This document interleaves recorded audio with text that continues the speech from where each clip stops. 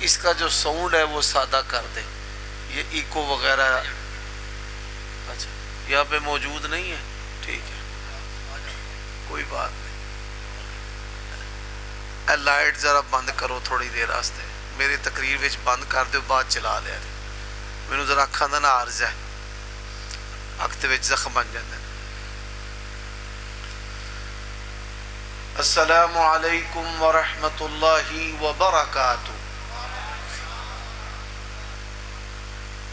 ان الحمد للہ وحدہ، آواز بالکل سادہ جی، جیسے پرانے دور کے سپیکر کی نا جو بات سمجھ آئے۔ والصلاة والسلام على من لا نبی بعد، اللہم صلی وسلم علی نبینا محمد وبارک وسلم وصل علیہ۔ اعوذ باللہ من الشیطان الرجیم، بسم اللہ الرحمن الرحیم۔ تبارک الذی نزل الفرقان علی عبدہ لیکون للعالمین نذیرا۔ وقال النبی صلی اللہ علیہ وسلم انما ارسلت الى الخلق کافہ۔ سامعین محترم، عیوب اور نقائص سے منزہ اور پاکیزہ تمام قسم کی حمد و ثنا اللہ وحدہ لا شریک لہ کے لیے، اور درود و سلام شفیع للمذنبین خاتم النبیین رسول کریم رؤوف الرحیم صلی اللہ علیہ وآلہ وسلم کی ذات اقدس پر۔ آج کا یہ جو پروگرام اہل حدیث یوتھ فورس حافظ آباد کے زیر اہتمام ہو رہا ہے، اس پروگرام کا اللہ تبارک و تعالی کی توفیق سے یہ پہلا بیان ہے، اور میں نبی علیہ السلام کی ختم نبوت کے حوالے سے چند باتیں آپ کی خدمت میں عرض کروں گا۔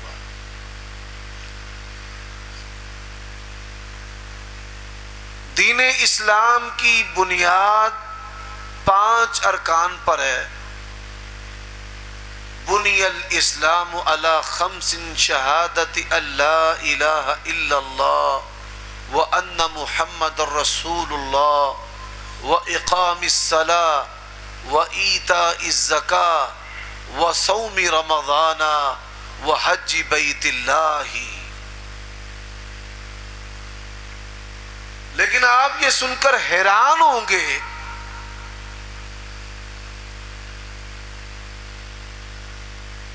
ارکان اسلام کی جو بنیاد ہے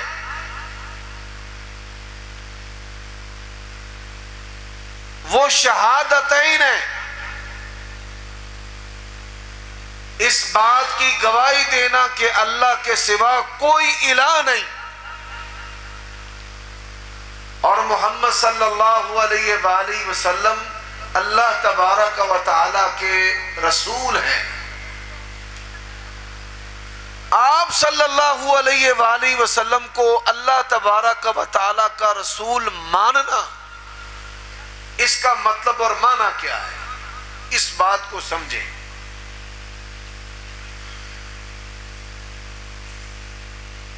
قرآن مجید کی آیت کریمہ کے ساتھ میں تفسیر کرنا چاہتا ہوں۔ قل یا ایھا الناس انی رسول اللہ الیکم جمیعا۔ نبی علیہ السلام کو اللہ تبارک و تعالی کا رسول ماننے کا مطلب یہ ہے کہ آپ صلی اللہ علیہ وآلہ وسلم تمام زبانوں، تمام جگہوں، تمام وقتوں اور قیامت کی صبح تک کے لیے اللہ تبارک و تعالیٰ کے رسول ہیں۔ یہ اس کا معنی ہے.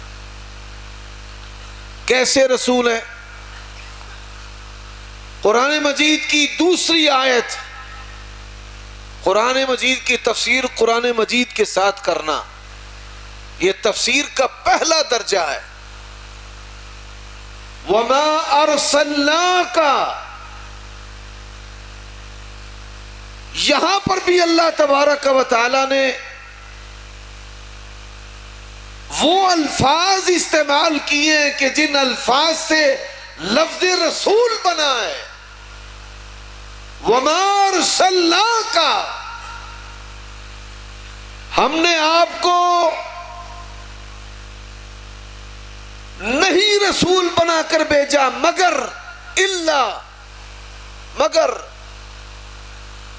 کافۃ للناس،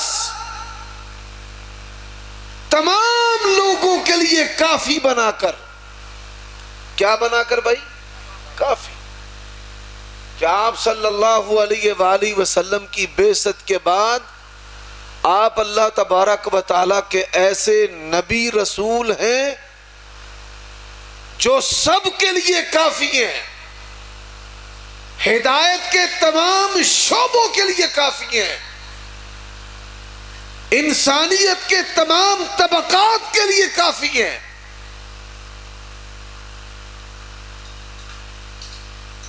اور یہی بات نبی علیہ السلام نے اپنے فرمان کے اندر وعدے کی. فرمایا انما ارسلت الی الخلق کافہ، اللہ تبارک و تعالیٰ نے مجھے تمام مخلوقات کے لیے کافی بنا کر بھیجا ہے. حضرات یہاں پر ایک اور نقطہ بھی ہے. اللہ تبارک و تعالیٰ نے نبی علیہ السلام کی نبوت اور رسالت کے عام ہونے کے لیے، قیامت کی صبح تک کے لیے، تمام جہانوں کے لیے، تمام زمانوں کے لیے، تمام وقتوں کے لیے، اس کو بیان کرنے کے لیے الفاظ کیا استعمال کیے ہیں؟ وَمَا أَرْسَلْنَاكَ إِلَّا كَافَةً لِلنَّاسِ، لفظ کافہ اللہ نے استعمال کیا ہے قرآن مجید میں. وَكَفَى بِاللَّهِ وَكِيلًا، أَلَيْسَ اللَّهُ بِكَافٍ عَبْدَهُ، اللہ تبارک و تعالیٰ کا نام ہے کافی. جب اللہ کافی ہے، کسی اور کی ضرورت ہے. جن لفظوں کے ساتھ اللہ نے اپنی صفت کو بیان کیا ہے، انہی لفظوں کے ساتھ اللہ تبارک و تعالیٰ نے نبی علیہ السلام کی نبوت اور رسالت کو بیان کیا کہ جس طرح رب تمام مخلوقات کے لیے کافی ہے، ان کی ضروریات کو پورا کرنے کے لیے کافی ہے، اسی طرح ہدایت اور ہدایت کے تمام شعبوں کے لیے اگر کوئی کافی شخصیت ہے تو جناب محمد الرسول اللہ صلی اللہ علیہ وآلہ وسلم. تو جب ہم پڑھتے ہیں نا لا الہ الا اللہ محمد الرسول اللہ، جب ہم گواہی دیتے ہیں اشہد ان لا الہ الا اللہ واشہد ان محمدا عبدہ ورسولہ، اس کا معنی ہی یہ ہے کہ آپ اللہ تبارک و تعالیٰ کے آخری نبی رسول ہیں. آپ تمام قوموں کے لیے ہیں، تمام وقتوں کے لیے ہیں، تمام زمانوں کے لیے ہیں. آپ کے بعد کوئی نبی اور رسول پیدا نہیں ہو سکتا، آپ کے بعد کسی کو نبوت اور رسالت مل نہیں سکتی، اور آپ کی نبوت اور رسالت اس طرح کافی ہے جس طرح رب جو ہے وہ تمام مخلوقات کے لیے کافی. تو یہ رسول اللہ کا معنی ہے جو قرآن مجید نے بیان کیا ہے. حضرات ختم نبوت کا جو عقیدہ ہے یہ بڑا جذباتی عقیدہ ہے، بڑا حساس عقیدہ ہے، اور یہ عقیدہ ہم سے تقاضا کرتا ہے کہ نبی علیہ السلام کی محبت میں سب سے محبوب چیز بھی ہم قربان کرنے سے دریغ نہ کریں. میں دو باتیں آپ کے سامنے عرض کرنا چاہتا ہوں۔ آپ صلی اللہ علیہ وآلہ وسلم کے دور کے اندر جنگیں ہوئی ہیں، جھڑپیں بھی ہوئی ہیں۔ بعض جنگوں کے اندر نبی علیہ الصلوۃ والسلام بے نفس نفیس شامل ہوئے۔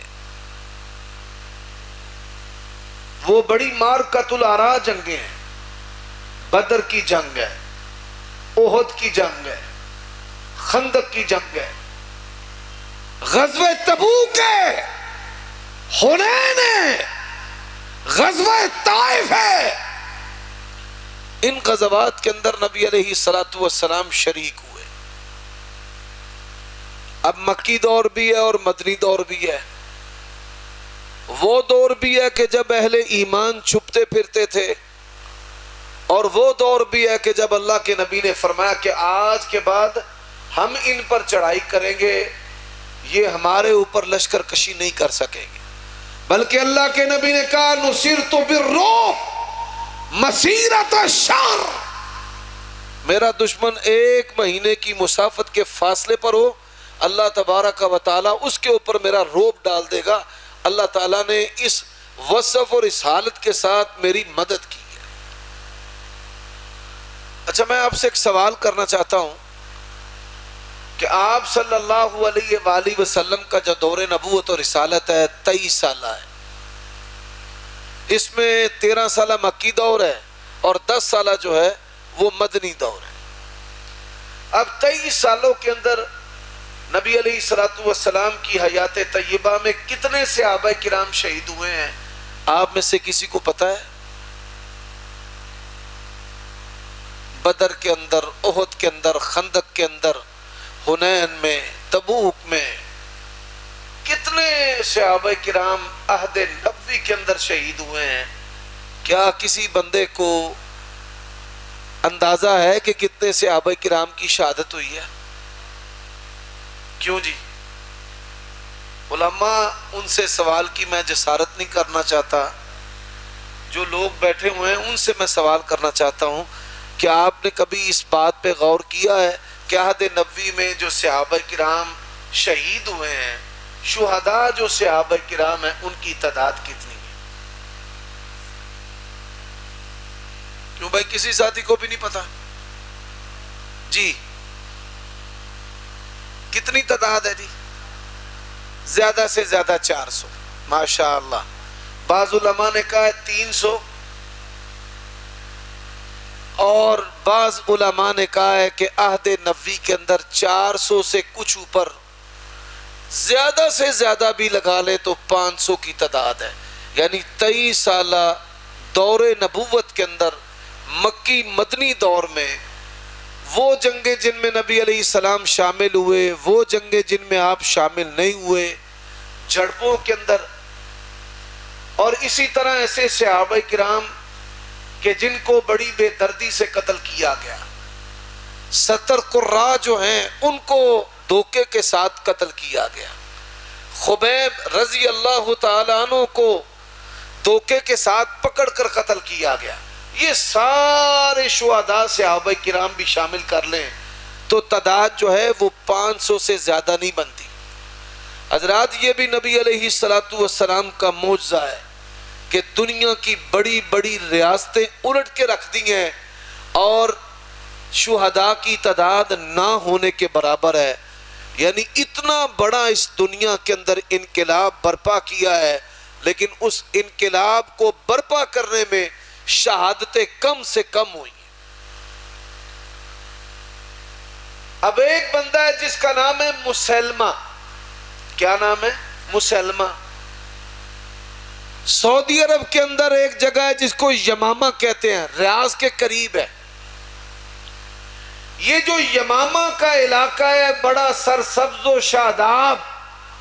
جو لوگ حج عمرہ پر گئے ہیں یا سعودیہ میں کاروبار کے لیے گئے ہیں، انہوں نے دیکھا ہے کہ سعودی عرب کی جو زمین ہے ریتلی ہے، پتھریلی ہے۔ بہت تھوڑے علاقے ہیں کہ جہاں پر کھیتی باڑی ہوتی ہے اور فصلیں جو ہیں وہ کاشت کی جاتی ہیں۔ زیادہ تر زمین ناقابل کاشت ہے۔ لیکن یمامہ کی جو زمین ہے وہاں پر گندم بھی، کھجور بھی، فصلیں بھی، سبزیاں بھی، پانی میٹھا بھی، اور بڑی آبادی بھی، قبیلے کا سردار ہے مسلمہ۔ وہ نبی علیہ السلام کے پاس آیا، بڑے بڑے بادشاہوں سے اس نے ملاقات کی ہے، ایران کے بادشاہ کو بھی ملا ہے، روم کے بادشاہ کو بھی ملا ہے، اپنی قوم کا بھی سردار ہے۔ قوم اس کے لیے عصبیت میں، یہ جو قومیت ہوتی ہے نا، قومیت اور پھر اپنے علاقے کی عصبیت کہ ہم پختون ہیں، ہم پنجابی ہیں، ہمارا فلاں قوم سے تعلق ہے۔ اسلام نے ہمیں لا الہ الا اللہ کی تسبیح میں پرویا ہے، اور قوم اور علاقے کی جو عصبیت ہے اس کو اسلام نے فروغ نہیں دینے دیا، بس یہ پہچان ہے۔ وَجَعَلْنَاكُمْ شَعُوبًا وَقَبَائِلَ لِتَعَارَفُوا۔ تو مسلمہ جو ہے نا وہ نبی علیہ السلام کے پاس آیا، اس نے دیکھا عجیب جماعت ہے، نبی علیہ السلام کے وضو کے قطرات زمین پر نہیں گرنے دیتے۔ نبی علیہ السلام وضو کرتے تھے، صحابہ کرام وضو کے قطرات کو چاٹ لیا کرتے تھے، اپنی ہتھیلیوں پر قطرات لیتے، اپنے چہرے پر مر لیتے، اپنے بدن پر تبرک حاصل کرنے کے لیے اس کو مل لیتے۔ اور یہی وہ چیز ہے، کہے عروہ سقفی قریشاں نو جا کے میں شاہاں دے شاہی دربانہ نو ڈٹھا، وضو قطرے ڈگن تے پج پج کے پکڑن میں پیار مل دے رخسارہ نو ڈٹھا۔ اس نے کہا آپ کے بال بطور تبرک کے، آپ کے وضو کے قطرات، آپ کا لعاب مبارک، آپ کا دست مبارک، دنیا کے اندر رب ذوالجلال کی قسم اٹھا کر کہتا ہوں، صحابہ کرام کا یہ جذبہ دیکھ کر وہ بندہ مسلمان ہو گیا۔ آج لوگ صحابہ کرام کو باتیں کرتے ہیں،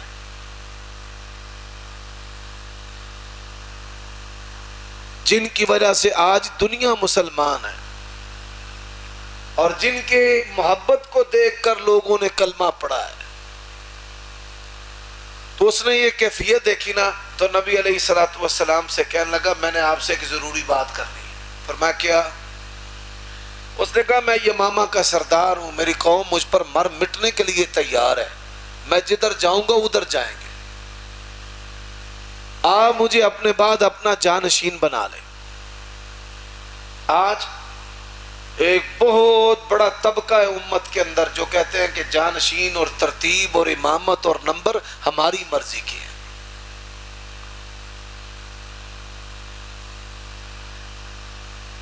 حضرت ابوبکر صدیق رضی اللہ تعالیٰ عنہ کو اللہ نے نمبر دیا ہے، رسول اللہ نے نمبر دیا ہے، حضرت علی اور ان کی اولاد نے نمبر دیا ہے، صحابہ کرام نے نمبر دیا ہے۔ اب وہ کہتے ہیں نہیں جی نمبر انہی کا ہے جن کو ہم نمبر دیں گے۔ تو وہ کہنے لگا نبی علیہ السلام کو، یقین جانے وہ نبی علیہ السلام کی محبت کے اندر اتنے محو اور مگن تھے، ساری زندگی اللہ کی قسم ہے میں نے کئی شیعہ دوستوں سے حضرات سے یہ سوال کیا ہے کہ کس زبان کے ساتھ حضرت ابو بکر کے بارے میں باتیں کرتے ہو؟ ساری زندگی 23 سالہ دور نبوت میں حضرت ابو بکر صدیق نے کبھی اللہ کے نبی سے نیابت مانگی ہو، کوئی عہدہ مانگا ہو، کوئی ذمہ داری مانگی ہو؟ وہ تو اللہ کے نبی کی محبت میں اتنا محو تھے، ساری زندگی ان کی سوچ اس طرف نہیں گئی کہ میں نے نبی علیہ السلام سے کوئی چیز مانگنی ہے، لینی ہے۔ حضرات تو آپ صلی اللہ علیہ وآلہ وسلم نے جب اس کی بات سنی نا کہ مجھے اپنے بعد اپنا جانشین بنا لے، نبی علیہ السلام کے ہاتھ میں کھجور کی ایک شاخ تھی، ٹہنی تھی۔ آپ صلی اللہ علیہ وآلہ وسلم نے فرمایا مجھ سے میری نیابت مانگتا ہے؟ میں مطالبے پر تجھے یہ کھجور کی ٹہنی بھی دینے کے لیے تیار نہیں ہوں۔ اچھا اللہ کی شان دیکھیں، نبی علیہ الصلوۃ والسلام کی زندگی کے اندر ہی، آپ کی حیات طیبہ میں ہی، وہ آپ کی بارگاہ سے جب نکلا تو اس کا دماغ خراب ہو گیا، اور اپنے علاقے یمامہ کے اندر اس نے جا کر نبوت اور رسالت کا دعویٰ کر دیا۔ لوگوں سے کہنے لگا کہ میں تمہارا نبی اور رسول ہوں۔ اب اس نے اپنا ایلچی نبی علیہ السلام کے پاس بھیجا۔ یہ میں جو چیزیں آپ کے سامنے بیان کر رہا ہوں، ایک ایک سطر ایمان افروز ہے، ایک ایک سطر اصولی ہے، ایک ایک سطر عقیدہ ہے، ایک ایک سطر محبت مصطفیٰ ہے، ایک ایک سطر جو ہے وہ اہل حدیث کا منہج ہے اور اس کی دعوت ہے۔ نبی علیہ الصلوۃ والسلام کے پاس مسلمہ کا ایلچی آیا، اس نے کہا میں مسلمہ کا ایلچی ہوں، ہم گواہی دیتے ہیں آپ اللہ کے سچے نبی اور رسول ہیں، آپ بھی گواہی دیں کہ مسلمہ اللہ کا نبی ہے۔ اس نے نبی علیہ السلام کو یہ بات کہی۔ مستدرک کے حاکم کے اندر حدیث ہے، 24 کیرٹ کے سونے کی طرح کھری اس کی سند ہے۔ صحابہ کرام کہتے ہیں اللہ کے نبی کا جلال، اللہ ایسا جلال تھا، آپ کا سفید و سرخ چہرہ اس طرح دہکنا شروع ہو گیا، اس طرح سرخ ہو گیا کہ جیسے سرخ انار جو ہے وہ آپ کے رخساروں پر نچوڑا گیا ہے۔ اور اللہ کے نبی نے اپنی تلوار سونت لی، میان سے تلوار نکال کر کہا سن، اگر دنیا کا دستور نہ ہوتا کہ ایلچی کو کچھ نہ کہا جائے، لَضَرَبْتُ عُنُقَكَ، میں محمد الرسول اللہ اپنے ہاتھ کے ساتھ ختم نبوت کے ڈاکو کی گردن اس کے تن سے جدا کر کے رکھ دیتے۔ تو یہ ختم نبوت کا عقیدہ ایسا ہے جس کے پہلے محافظ رسول کریم صلی اللہ علیہ وآلہ وسلم، اور آپ سن کر حیران ہوں گے، آپ صلی اللہ علیہ وآلہ وسلم نے ختم نبوت کے ڈاکو کی سرکوبی کے لیے کس صحابی کو لشکر کا امیر بنایا؟ بتائیے بھائی۔ اور لگتا ہے تواڈے ایتھے بھی ماں دیاں لوریاں سنان والے مولوی چوکھے نے، کوئی علمی مجلس، کوئی علمی باتیں۔ اسامہ بن زید رضی اللہ تعالی عنہ، صحیح بخاری میں حدیث ہے، کان احب الرجال الی رسول اللہ صلی اللہ علیہ وسلم، جن نوجوانوں سے اللہ کے نبی سب سے بڑھ کر محبت کرتے تھے ان میں حضرت اسامہ بن زید رضی اللہ تعالی عنہ۔ یہ اسامہ بن زید کون ہے؟ یہ وہ زید ہے جن کو اللہ کے نبی نے اپنا منہ بولا بیٹا کہا تھا۔ تو اسامہ بن زید، یہ حدیث بھی دلیل ہے کہ محبوب چیز کو ختم نبوت کے لیے لگانا یہ بھی نبی علیہ الصلوۃ والسلام کی سنت ہے۔ حضرات، نبی علیہ الصلوۃ والسلام نے اپنی وفات سے چند دن قبل اس لشکر کو بھیجا۔ صرف نامی ایک جگہ یہ پہنچے تو اللہ کے نبی علیہ الصلوۃ والسلام فوت ہو گئے۔ یہ لشکر وہاں سے واپس آیا، رسول اللہ کے جنازے میں شریک ہوا۔ داخلی اور خارجی فتنے بڑے کھڑے ہو گئے، مانعین زکوٰۃ کا فتنہ، لوگوں نے کہا حالات بڑے ڈاماڈول ہیں، ابھی اس لشکر کو نہ بھیجیں۔ حضرت ابو بکر صدیق رضی اللہ تعالیٰ عنہ کی بصیرت اور کمال اتباع کو سلام ہے، انہوں نے کہا حالات جیسے بھی ہیں مجھے اس بات کی پرواہ نہیں ہے، ختم نبوت کی حفاظت کے لیے رسول اللہ نے لشکر بھیجا ہے، جس لشکر کو اللہ کے نبی روانہ کر چکے ہیں پوری دنیا بھی ایک طرف ہو جائے تو ابو بکر اس لشکر کو کبھی روک سکتا نہیں۔ فرمایا چلو۔ اچھا جی، یہ لشکر گیا کہاں سے؟ مدینہ سے۔ جن لوگوں نے سفر کیا ہے ریاض سے. شاہ صاحب بیٹھے ہیں, ابھی تازہ تازہ عمرہ کر کے آئے ہیں. ریاض سے انہوں نے سفر کیا ہے, طائف کا, مکہ مدینہ. اس کا بندے کو بخوبی پتہ چل جاتا ہے کہ کتنا سفر ہے. اس دور کے اندر یہ ریگستان کا سفر, پہاڑیوں کا سفر, سنگلاخ چٹانوں کا سفر. جو لوگ مکہ سے یا جدہ سے مدینہ گئے ہیں تو انہوں نے دیکھا ہے کہ سڑے ہوئے سیاہ رنگ کے پتھر جو ہے زمین پر بکھرے ہوئے ہیں. یہ اللہ تبارک و تعالی نے مدینہ کی حفاظت کے لیے زمین کی ترتیب ایسے بنائی. آپ صلی اللہ علیہ وآلہ وسلم نے مدینہ کے گرد جو خندق کھودی ہے نا, لوگوں کو پتہ نہیں ہے, وہ سمجھتے ہیں کہ شاید 4 چفیرے یا راؤنڈ شیپ میں یا چورس شیپ میں نبی علیہ السلام نے خندق کھودی. ایسا نہیں ہے. آپ صلی اللہ علیہ وسلم کی بعثت سے پہلے مدینے کے جو پہاڑ تھے ان کے اندر آگ لگ گئی تھی, وہ جل گئے تھے. سیاہ رنگ کے پہاڑ اور اتنے نکیلے تھے, انسان تو بڑی دور کی بات ہے, کوئی گھوڑا, کوئی اونٹ, کوئی خچر, کوئی جانور جو ہے وہ ان پہاڑیوں پر نہیں چڑھ سکتا تھا. جہاں پر مسجد سبا بنی ہے, اس مسجد سبا یہ رستہ تھا مدینے کے اندر داخل ہونے کے لیے. تو یہاں داخلی رستے پر خندق کھودی گئی کہ لوگ جم کے ذریعہ اور جانور کے ذریعہ یا اتر کر جو ہے وہ مدینہ کے اندر داخل نہ ہو سکے. مدینہ کے 3 اطراف بلکہ 3.5 اطراف چٹانیں تھیں, اور ایسی سڑی اور جلی اور نکیلی کہ وہ کوئی جانور اس کے اوپر چڑھ ہی نہیں سکتا تھا, انسان نہیں چڑھ سکتا تھا, صرف داخلی رستہ بس. تو آپ اندازہ کریں کہ صحابہ کرام رضوان اللہ علیہم اجمعین نے اس دور سے صبر کیا یمامہ کا. یہ نہیں کہ اسے کہو تو آ ادھر. ختم نبوت کے چوروں اور ڈاکوؤں کا ان کے پیچھے جا کر تعاقب کرنا یہ رسول اللہ کی سنت ہے, صحابہ کی سنت ہے. یہ نہیں کہ قادیانی کو پکڑ کے لاؤ پھر ہم گفتگو کریں گے.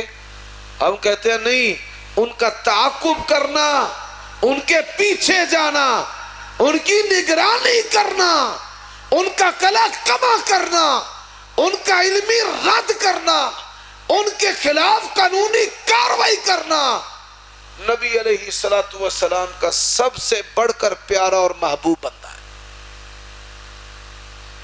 ختم نبوت کا محافظ داڑھی نہ بھی ہو, بظاہر دنیا دار ہو, میں یہ یقین اور ایمان رکھتا ہوں کہ وہ نبی علیہ السلام کا اللہ کی توفیق سے پیارا ہے. اچھا پھر ہوا کیا؟ آپ کو پتہ ہے کہ اس جنگ کو جنگ یمامہ کہتے ہیں. اس جنگ کو کیا کہتے ہیں؟ جنگ یمامہ. جنگ یمامہ کے اندر یہ جنگ کیوں لڑی گئی؟ ختم نبوت کی حفاظت کے لیے. یہ جنگ لڑی گئی ختم نبوت کی حفاظت کے لیے. اور کتنے صحابہ کرام جو ہیں وہ اس میں شہید ہوئے ہیں بھائی. 23 سالہ دور نبوی کے اندر, عہد نبوی کے اندر, عہد مبارک کے اندر 400 کے قریب صحابہ کرام شہید ہوئے ہیں. اور ختم نبوت کی حفاظت کے لیے سینکڑوں جنگوں کے شہداء 400 اور ایک جنگ کے شہداء کی تعداد 1400 صحابہ کرام نے جنگ یمامہ کے اندر ختم نبوت کے لیے جام شہادت نوش کیا ہے. کتنے صحابہ کرام نے؟ 1400 صحابہ کرام. 1400 صحابہ کرام نے اپنی جانوں کا نذرانہ پیش کیا.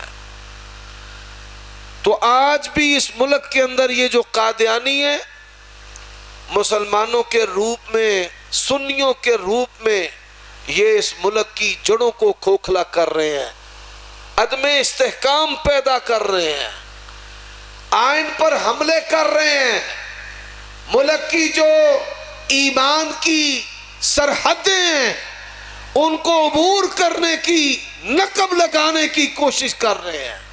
اور یہ علماء آپ کے ایمان کی سرحدوں کے محافظ ہیں.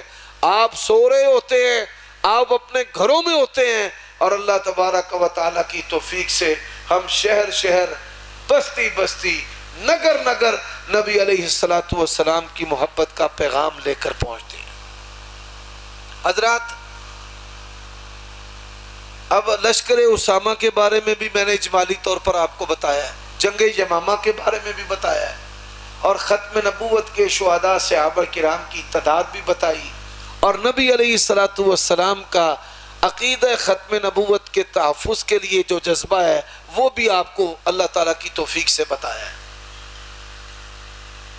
آخر میں چند باتیں آپ صلی اللہ علیہ وآلہ وسلم کی جو عالمگیر نبوت اور رسالت ہے اس پر کرنا چاہتا ہوں۔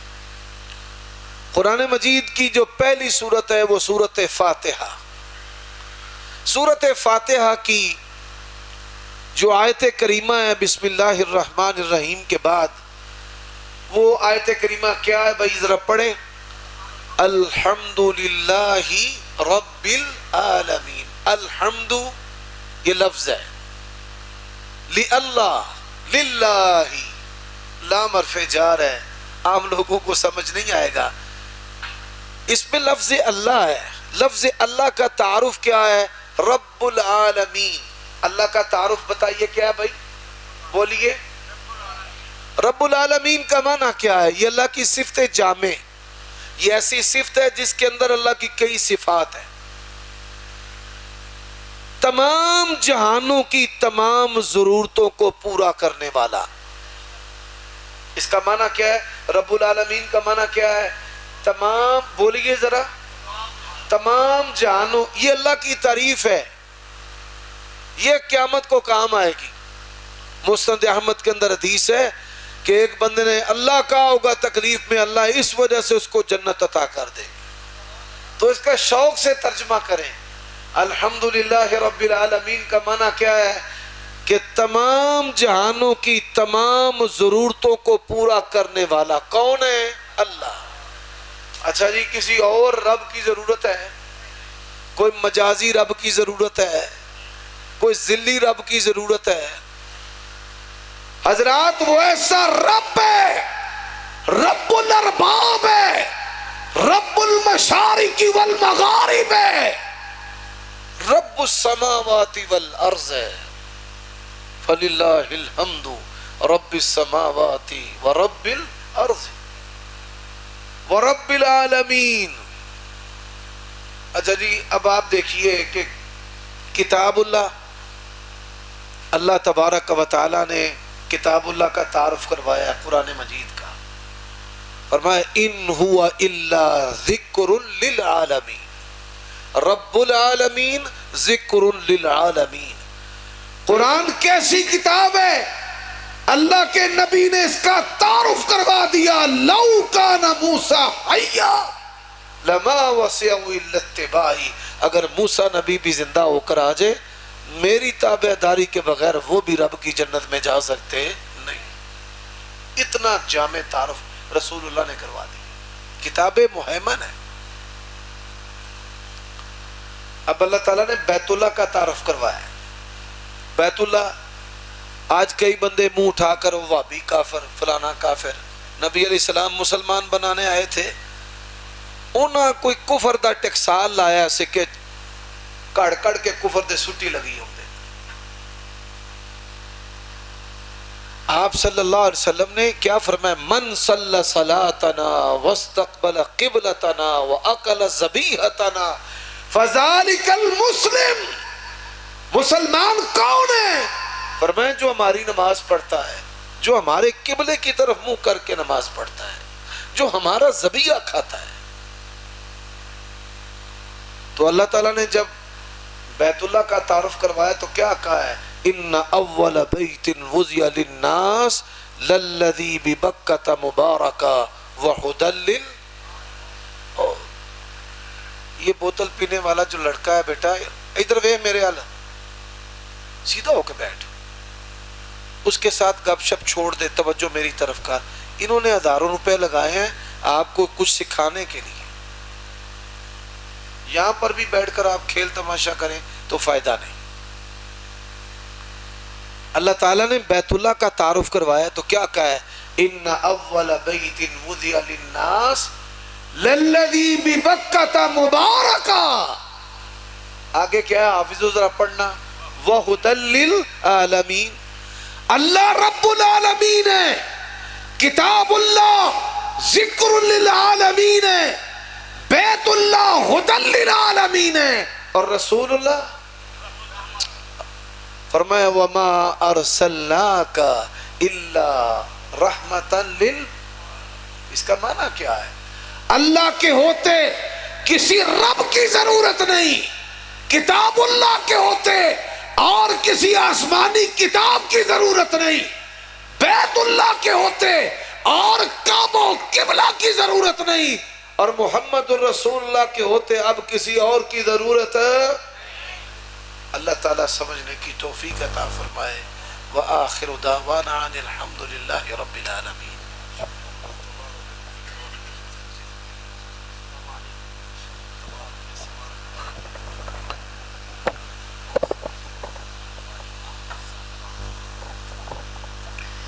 ماشاءاللہ یہ تھے مناظر اسلام شمس العلماء حضرت مولانا حافظ محمد عمر صدیق صاحب، جو کہ ختم نبوت کے عنوان پر آپ احباب سے ہم کلام ہو رہے تھے. تو اب میں تلاوت قرآن پاک کے لیے دعوت دیتا ہوں قاری القرآن زینت القرآن فخر القرآن قاری احمد حسن صاحب کو کہ وہ آئیں اور آ کر تلاوت قرآن پاک ارشاد فرمائیں. قاری احمد حسن صاحب.